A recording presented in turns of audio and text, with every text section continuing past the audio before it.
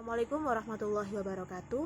Perkenalkan, nama saya Natasya Ayuriskandari dengan NIM 1903020079 dan rekan saya Wiragamas dengan NIM 1903021116. Kami dari kelompok 3 akan mempresentasikan materi tentang laporan keuangan syariah. Laporan keuangan. Laporan keuangan adalah suatu penyajian terstruktur dari posisi keuangan dan kinerja keuangan suatu entitas syariah. Tujuan laporan keuangan adalah untuk memberikan informasi mengenai posisi keuangan, kinerja keuangan, dan arus kas entitas syariah yang bermanfaat bagi sebagian besar pengguna laporan keuangan dalam membuat keputusan ekonomi. Laporan keuangan juga menunjukkan hasil pertanggungjawaban manajemen atas penggunaan sumber daya yang dipercaya kepada mereka. Kerangka konseptual akuntansi adalah suatu sistem yang melekat dengan tujuan-tujuan serta sifat dasar yang mengarah pada standar yang konsisten dan terdiri dari sifat, fungsi, dan batasan dari akuntansi keuangan dan laporan keuangan. Tujuan kerangka dasar adalah sebagai acuan bagi 1. Penyusun standar akuntansi keuangan syariah dalam melaksanakan tugasnya. Yang kedua, penyusun laporan keuangan untuk menanggulangi masalah akuntansi syariah yang belum diatur dalam standar akuntansi keuangan syariah. Yang ketiga, auditor dalam memberikan pendapat mengenai apakah laporan keuangan disusun sesuai dengan prinsip akuntansi syariah yang berlaku umum.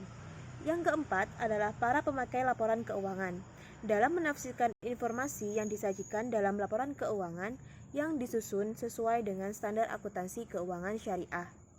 Dan kebutuhan informasi. Pemakai laporan keuangan meliputi investor sekarang dan investor potensial. Hal ini karena mereka harus memutuskan apakah akan membeli, menahan, atau menjual investasi atau penerimaan dividen. Yang kedua ada pemilik dana hoard untuk mengetahui apakah dana hoard dapat dibayar pada saat jatuh tempo. Yang ketiga ada pemilik dana syirkah temporer untuk pengambilan keputusan pada investasi yang memberikan tingkat pengembalian yang bersaing dan aman. Yang keempat ada pemilik dana titipan untuk memastikan bahwa titipan dana dapat diambil setiap saat. Yang kelima ada pembayar dan penerima zakat, infak, sedekah, dan wakaf untuk informasi tentang sumber dana dan penyaluran dana tersebut. Yang keenam ada pengawas syariah untuk menilai kepatuhan pengelolaan lembaga syariah terhadap prinsip syariah. Yang ketujuh ada karyawan untuk memperoleh informasi tentang stabilitas dan profitabilitas entitas syariah. Yang kedelapan ada pemasok dan mitra usaha lainnya untuk memperoleh informasi tentang kemampuan entitas membayar utang pada saat jatuh tempo. Yang kesembilan ada pelanggan untuk memperoleh informasi tentang kelangsungan hidup entitas syariah. Lalu yang ke-10 ada pemerintah serta lembaga-lembaganya untuk memperoleh informasi tentang aktivitas entitas syariah, perbajakan, serta kepentingan nasional lainnya. Yang terakhir ada masyarakat untuk memperoleh informasi tentang kontribusi entitas terhadap masyarakat dan negara. Azas transaksi syariah ada 5, yakni persaudaraan atau ukhuwah, keadilan adalah, kemaslahatan maslahah, keseimbangan tawazun, dan universalisme atau syumuliyah. Azas transaksi syariah ada persaudaraan atau ukhuwah yang berarti bahwa transaksi syariah menjunjung tinggi nilai kebersamaan dalam memperoleh manfaat sehingga seseorang tidak boleh mendapatkan keuntungan di atas kerugian orang lain. Yang kedua ada keadilan yang berarti selalu menempatkan sesuatu hanya pada saat yang berhak dan sesuai dengan posisinya. Ketiga ada kemaslahatan atau maslahah, yaitu segala bentuk kebaikan dan manfaat yang berdimensi duniawi dan ukhrawi, material dan spiritual, serta individual dan kolektif. 4. Ada keseimbangan atau tawazun. Transaksi syariah tidak hanya memperhatikan kepentingan pemilik semata, tetapi memperhatikan kepentingan semua pihak, sehingga dapat merasakan manfaat adanya suatu kegiatan ekonomi tersebut. Lalu yang kelima ada universalisme atau syumuliyah, di mana esensinya dapat dilakukan oleh, dengan, dan untuk semua pihak yang berkepentingan tanpa membedakan suku, agama, ras, dan golongan, sesuai dengan semangat kerahmatan semesta. Karakteristik transaksi syariah. Yang pertama, transaksi hanya dilakukan berdasarkan prinsip saling paham dan saling ridho. Prinsip kebebasan bertransaksi diakui sepanjang objeknya halal dan baik. Uang hanya berfungsi sebagai alat tukar dan satuan pengukur nilai, bukan sebagai komoditas. Tidak mengandung unsur riba, tidak mengandung unsur kezaliman, tidak mengandung unsur maisir, tidak mengandung unsur gharar, tidak mengandung unsur haram, tidak menganut prinsip nilai waktu dari uang, dilakukan berdasarkan suatu perjanjian yang jelas dan benar, tidak ada distorsi harga melalui rekayasa permintaan maupun melalui rekayasa penawaran, tidak mengandung unsur kolusi dengan suap-menyuap. Laporan keuangan yakni meningkatkan kepatuhan terhadap prinsip syariah dalam semua transaksi dan kegiatan usaha, informasi kepatuhan entitas syariah terhadap prinsip syariah bila ada informasi aktiva, kewajiban, pendapatan, dan beban yang tidak sesuai dengan prinsip syariah, dan bagaimana perolehan dan penggunaannya. Yang keempat, ada informasi untuk membantu mengevaluasi pemenuhan tanggung jawab entitas syariah terhadap amanah dalam mengamankan dana, menginvestasikannya pada tingkat keuntungan yang layak. Yang kelima, ada informasi mengenai tingkat keuntungan investasi yang diperoleh penanam modal dan pemilik dana syirkah temporer, dan informasi mengenai pemenuhan kewajiban atau obligasi fungsi sosial entitas syariah. Laporan keuangan. Laporan keuangan entitas syariah terdiri dari posisi keuangan entitas syariah, disajikan sebagai neraca. Laporan ini menyajikan informasi tentang sumber daya yang dikendalikan, struktur keuangan, likuiditas, dan solvabilitas, serta tentang kemampuan beradaptasi terhadap perubahan lingkungan. Laporan ini berguna untuk memprediksi kemampuan perusahaan di masa yang akan datang. Yang kedua, ada informasi kinerja entitas syariah, disajikan dalam laporan laba rugi. Laporan ini diperlukan untuk menilai perubahan potensial sumber daya ekonomi yang mungkin dikendalikan di masa depan. Yang ketiga, ada informasi perubahan posisi keuangan entitas syariah yang dapat disusun berdasarkan definisi dana seperti seluruh sumber daya keuangan, modal kerja, aset likuid atau kas. Kerangka ini tidak mendefinisikan dana secara spesifik, akan tetapi melalui laporan ini dapat diketahui aktivitas investasi, pendanaan, dan operasi selama periode pelaporan. Yang keempat, ada informasi lain, seperti laporan penjelasan tentang pemenuhan fungsi sosial entitas syariah, merupakan informasi yang tidak diatur secara khusus tetapi relevan bagi pengambilan keputusan sebagian besar pengguna laporan keuangan. Yang kelima, ada catatan dan skedul tambahan, merupakan penampung dari informasi tambahan yang relevan termasuk pengungkapan tentang resiko dan ketidakpastian yang memengaruhi entitas, informasi tentang segmen industri dan geografi, serta pengaruh perubahan harga terhadap entitas juga dapat disajikan. Asumsi dasar penyusunan laporan keuangan. Asumsi dasar yang digunakan dalam menyusun laporan keuangan terdiri atas dasar akrual dan dasar kelangsungan usaha. Dasar akrual dengan menggunakan asumsi dasar penyusunan laporan keuangan ini, dasar akrual maka aktiva kewajiban, ekuitas, modal, pendapatan, dan beban diakui pada saat kejadian, bukan pada saat kas atau setara kas diterima atau dikeluarkan, dan kemudian hal tersebut dicatat dan disajikan dalam laporan keuangan di periode yang bersangkutan. Kedua, kelangsungan usaha. Dengan asumsi dasar kelangsungan usaha, laporan keuangan harus disusun atas dasar perusahaan akan melanjutkan usahanya di masa depan.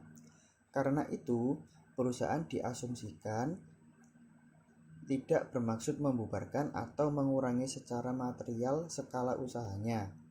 Apabila perusahaan ingin membubarkan atau mengurangi skala usaha secara material, maka laporan keuangan harus disusun dengan asumsi dasar yang berbeda dan asumsi dasar yang digunakan harus diungkapkan.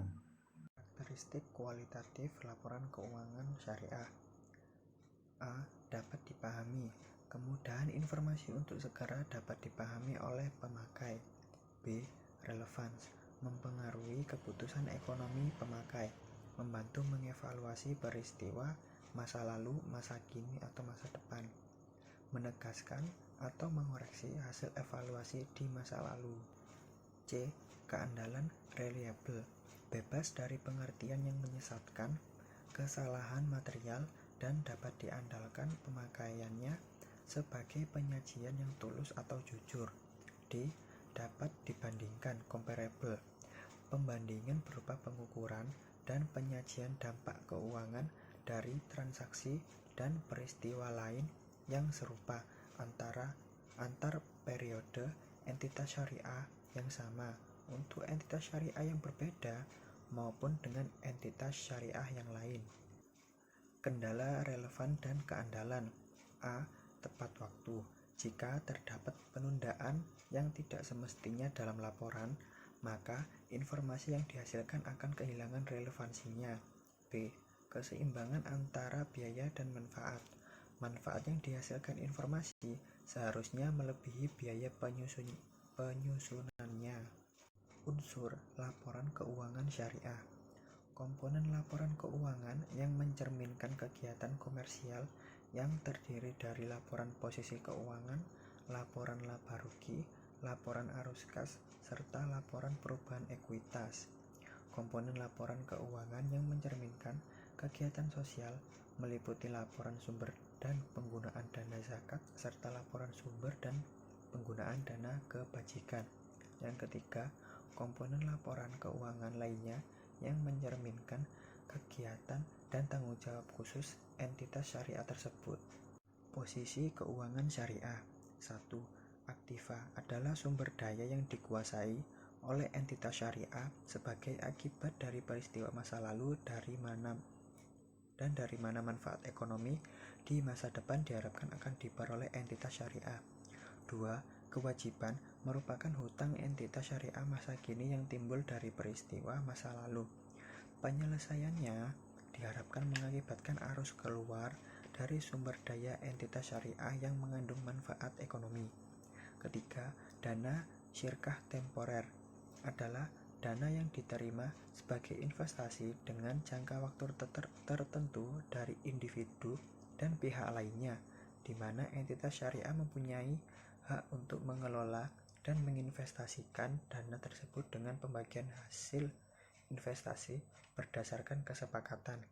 Keempat, ekuitas adalah hak residual atas aktiva entitas syariah setelah dikurangi semua kewajiban dan dana syirkah temporer.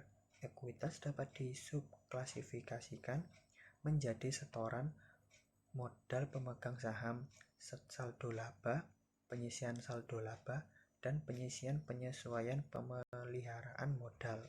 Pengakuan dan pengukuran unsur laporan keuangan. Biaya historis. Aktiva dicatat sebesar pengeluaran kas atau setara kas yang dibayar atau sebesar nilai wajar dari imbalan. Kewajiban dicatat sebesar jumlah yang diterima sebagai penukar dari kewajiban. Kedua, biaya kini. Aktiva dinilai dalam jumlah kas atau setara kas yang seharusnya dibayar bila aktiva yang sama atau setara aktiva diperoleh sekarang. Kewajiban ditanya dalam jumlah kas atau setara kas yang tidak didiskontokan yang mungkin akan diperlukan untuk menyelesaikan kewajiban. Pengakuan dan pengukuran unsur laporan keuangan.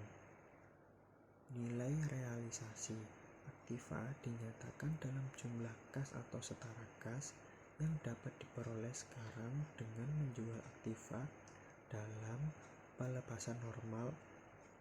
Kewajiban dinyatakan sebesar nilai penyelesaian yang tidak didiskontokan yang diharapkan akan dibayarkan untuk memenuhi kewajiban dalam pelaksanaan usaha normal. Penyajian laporan keuangan syariah didasarkan atas PSAK nomor 101. Komponen laporan keuangan bank syariah. A. Laporan posisi keuangan. B. Laporan laba rugi dan penghasilan komprehensif lain. C. Laporan perubahan ekuitas. D. Laporan arus kas. E. Laporan rekonsiliasi pendapatan dan bagi hasil. F. Laporan sumber dan penggunaan dana zakat. G. Laporan sumber dana kebajikan. H. Catatan atas laporan keuangan. Perbedaan laporan keuangan syariah dengan laporan konvensional. 1.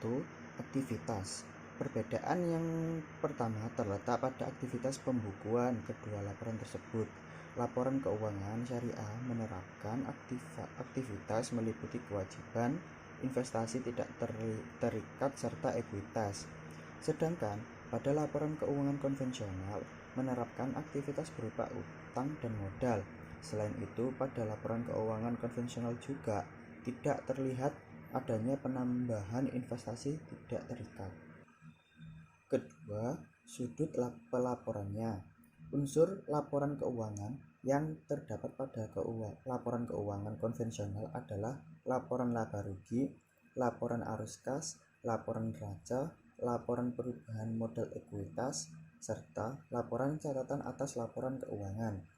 Bedanya dengan laporan keuangan syariah adalah laporan keuangan syariah memiliki unsur laporan arus kas, laporan laba rugi, laporan neraca, laporan perubahan modal.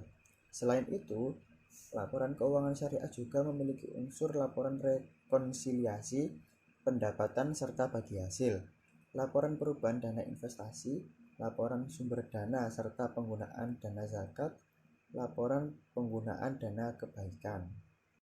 Ketiga, organisasi. Jika ditinjau dari segi organisasinya, maka keberadaan DPS, Dewan Pengawas Syariah, menjadi aspek pembeda antara perusahaan yang menggunakan laporan keuangan syariah dengan perusahaan yang menggunakan laporan keuangan konvensional. Keberadaan DPS terdapat 3 orang profesi ahli hukum Islam yang bertanggung jawab untuk memberikan fatwa agama Islam serta melakukan pengawasan dengan Dewan Komisaris Perusahaan yang juga berbasis syariah. Sedangkan pada perusahaan yang menganut laporan keuangan konvensional tidak terdapat DPS ataupun aturan yang menjadi beban DPS. 4. Usaha yang dibiayai. Pada usaha syariah, paradigmanya adalah penekanan terhadap keyakinan bahwa setiap kegiatan manusia memiliki akuntabilitas yang meletakkan akhlak dan juga perangkat syariah sebagai tolak ukur baik buruknya suatu kegiatan usaha. Sedangkan pada perusahaan yang menggunakan laporan keuangan konvensional tidak ada hal semacam itu pada pelaksanaannya. Kelima, penyelesaian sengketa. Pada perusahaan yang berbasis syariah, maka masalah akan diselesaikan dengan menggunakan aturan dan hukum syariah Islam. Lembaga yang mengatur hukum Indonesia adalah Badan Arbitrase Muamalah (BAMUI). Sedangkan pada perusahaan konvensional, penyelesaian masalah akan diadili di pengadilan negeri. Terakhir, pos pembukuan. Pada pos pembukuan syariah terdiri dari piutang murabah, piutang salam, piutang istisna, dan piutang qard. Sedangkan pada pos pembukuan konvensional tidak terdapat hal seperti itu. Yang ada hanya terdiri dari nama pemilik akun piutang dagang. Terima kasih atas perhatiannya, kurang lebihnya kami mohon maaf. Demikian akhir dari presentasi kami. Semoga bermanfaat untuk kita semua. Saya akhiri. Wassalamualaikum warahmatullahi wabarakatuh.